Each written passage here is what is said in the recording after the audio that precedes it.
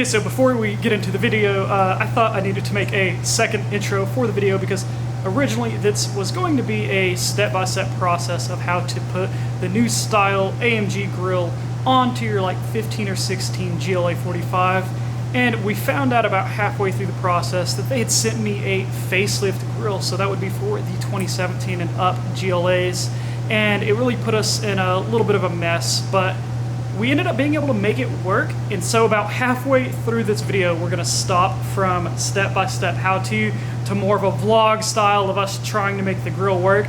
This is still gonna be a pretty good step-by-step tutorial on removing the front bumper of the GLA45. But like I said, about halfway through, we did run into a pretty big problem that we had to fix. So I hope you get a little bit of use out of the beginning of this video, and let's jump right into it.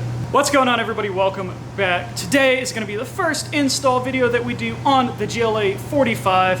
Today we're going to be installing this Panamericana style grille. This is what AMG is putting on all of their new cars. It's really, really good looking and should definitely transform the front end of the GLA.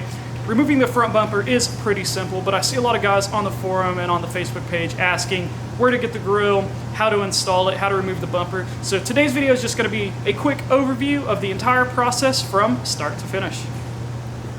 First things first, you always want to disconnect the battery when working on the car. We're also going to be removing some sensors from the front of the car, so it's especially important this time around to go ahead and disconnect your battery. Okay, while it's not necessary to jack the car up to get the front bumper off, it will make things quite a bit easier. So step number one, we're going to jack the car up. Once you have both sides of the car lifted off the ground, go ahead and remove both of your front wheels. Like I said, this isn't a required step, but it's going to give you quite a bit more working room while you're taking your bumper off.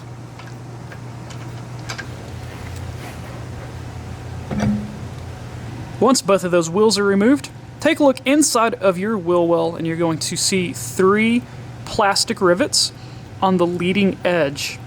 You'll need to remove all 3 of these.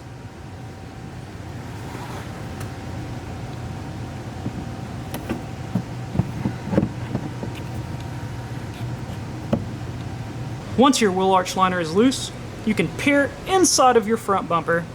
Now, depending on your options, you may have more or less sensors than I do. You want to go ahead and unclip everything that is on the front of the bumper. So you can see here I have what's probably an ambient air temperature sensor. Now, if you have the 360 camera in the front of the car, or if you have parking sensors, things like that, it's very likely that a few of those may be attached to the front of the bumper. So just make sure that every sensor is unclipped before you try and pull the front bumper off. After you've removed those 3 rivets from the wheel arch liner, you need to remove this plastic trim. Now, it doesn't have to come all the way off. There's just a few spots on the front of the bumper where it clicks into place. As you can see, these just clip into place. Be careful as you're pulling them out. You don't want to break anything, otherwise you will have to replace the entire thing. You'll see 1, 2, 3, 4, 5 clips that go to the front of the bumper. Anything past that to the rear fender is actually held on by adhesive tape.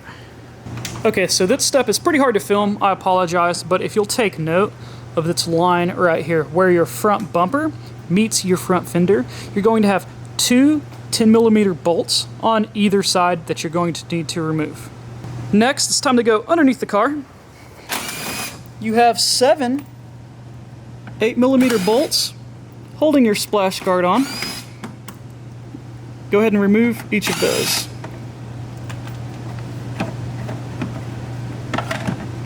Our next step is to remove the 5 T27 bolts holding the top of the bumper in place.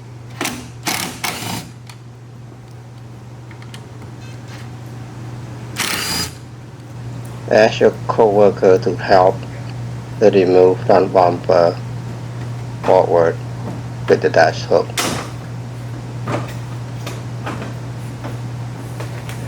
Yeah, so that whole process of getting the front bumper off is actually pretty simple.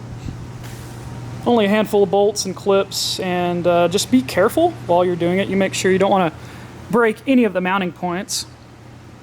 But for the most part, it's very, very simple. We'll now get on to removing that grille. Okay, now that the bumper's off, we can get on to removing the front grille. Now, it's basically just snapped into place. If you'll look along the edge of the grille, you're going to see quite a few clips going all the way around. And the new grille goes in the same way. It also just snaps into place. And so we're going to go around the edge of the grille, and we're going to one by one unclip each of these and pull the grille off. All right, so I thought this was going to be the simplest part of the whole process, and I was wrong. The clips were much, much harder to get out than I thought they were going to be. Maybe there's a Mercedes-specific tool or something that me and Brandon are unaware of, but this was the hardest part of the whole process for us. So all I can say is be patient and work them one by one, and hopefully you can get them all out. I do not think that our OEM grille is going to be resellable or reusable. I think we ended up having to wire snip, wire dyke a couple of the clips, maybe all the clips, just all of them. All right, we cut them all just to get them out, which I don't really care about that grille either. The main thing that I care about is doing things the right way, but sometimes you just gotta make it work. Okay, so we ran into a little bit of an issue. As you can see, our original grille is totally torn apart, right? However, the new grille, it doesn't fit quite perfectly, and it fits in the hole just right. However, the actual mounting holes are not lining up with the tabs down here. And so each of these should be lining up with one of these holes. However, they're a little bit off. So my first thought is maybe they sent us like a 2017 and 2018 grille because there's a little bit of a facelift. And maybe they still did. I checked the listing and it said this was for a 15 and 16. The problem is I don't think that we can get a properly sized grille in any reasonable amount of time. And as you can see, the car's torn apart.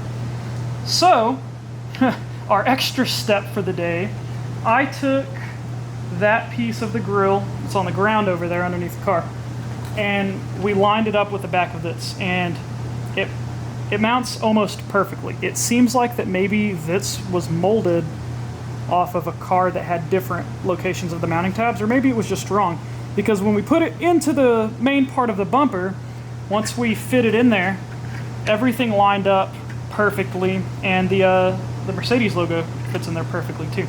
So what we're going to do is we've etched in here with the screwdriver each part where one of the tabs on the bumper should go. And so we're going to go pick up the Dremel. We're going to cut little holes into each of these, and hopefully this will slide right into place after we've added a couple extra holes.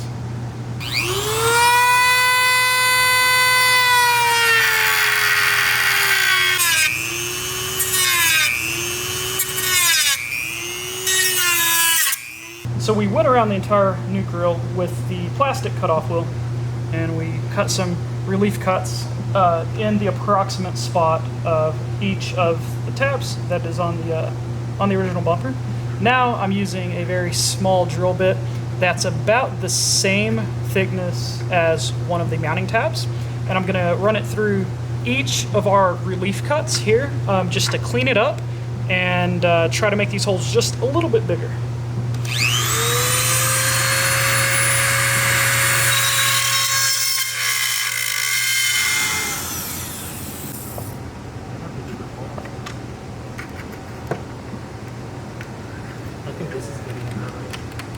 Okay, so we've slowly been working each of our holes, trying to make it fit, and we're surprisingly getting kind of close. If you look at this, this is part of the original top lip. We were having a problem with fitment, and then we saw that this is notched down slightly in a few areas.